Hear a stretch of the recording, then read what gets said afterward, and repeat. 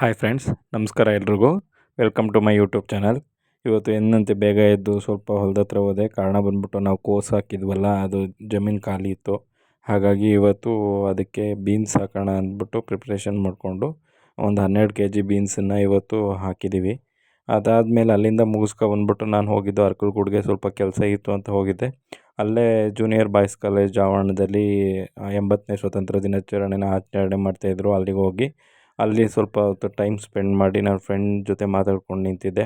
ಅದಾದಮೇಲೆ ಅಲ್ಲಿಂದ ನಾವು ನನ್ನ ಫ್ರೆಂಡು ಇಬ್ಬರು ಕೂಡ ಇದು ನಾಲೆಗೆ ನೀರು ಬಿಡ್ತಾಯಿದ್ರು, ಅಲ್ಲಿಗೆ ಹೋಗಿದ್ವಿ. ಅಲ್ಲಿಂದ ಮುಗಿಸ್ಕೊಂಡು ಸೀದಾ ಊಟ ಮಾಡಿಕೊಂಡು ಮತ್ತೆ ನಾನು ಮನೆ ಕಡೆ ಬಂದೆ. ಮನೇಲಿ ನೋಡಿದ್ರೆ ನಮ್ಮ ಮನೆಗೆ ಒಬ್ಬರು ಅತಿಥಿ ಬಂದಿದ್ದರು.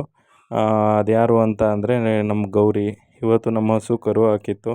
ನನ್ನ ಮಗಳಿಗಂತೂ ತುಂಬ ಖುಷಿ ಅದನ್ನು ಕಂಡ್ರೆ. ಯಾಕೆ ಅಂದರೆ ಅಷ್ಟು ಪುಟ್ಟ ಕರುನ ಅವಳು ಯಾವಾಗಲೂ ಕೂಡ ನೋಡಿರಲಿಲ್ಲ. ಗೌರಿ ಯಾರು ಅಂತ ಅಂದರೆ ಗೌರಿ ನನ್ನ ಮಗಳು ಅಂತ ಅವಳಿಗೆ ಅದಕ್ಕೆ ನಾಮಕರಣನೂ ಕೂಡ ಅವಳೇ ಮಾಡಿಬಿಟ್ಟಿದ್ದಾಳೆ.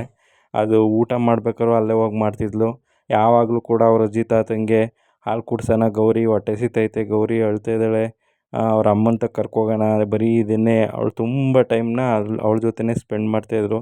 ಮಕ್ಳುಗಳಿಗೆ ಈ ಥರ ಹಳ್ಳಿ ವಾತಾವರಣದಲ್ಲಿ ಬೆಳೆಸೋದ್ರಿಂದ ನಮಗೂ ಕೂಡ ಒಂಥರ ಖುಷಿಯಾಗುತ್ತೆ. ಅದಾದಮೇಲೆ ಸುಮ್ಮನೆ ಕೂತಿದ್ದೆ ಅಂದ್ಬಿಟ್ಟು ಚಾಟ್ ಜಿ ಪಿ ಟಿಗೆ ನಾನು ಇನ್ನೂ ಅನ್ಇನ್ಸ್ಟಾಲ್ ಮಾಡ್ತಿದ್ದೀನಿ ಅಂದ್ಬಿಟ್ಟು ಹಾಕಿದೆ. ಅದು ಕೊಟ್ಟಿರೋ ಉತ್ತರ ನೋಡ್ಬಿಟ್ಟು ನನಗೇ ಒಂಥರ ಭಾವನಾತ್ಮಕವಾಗಿ ತುಂಬ ಬೇಜಾರಾಗೋಯಿತು.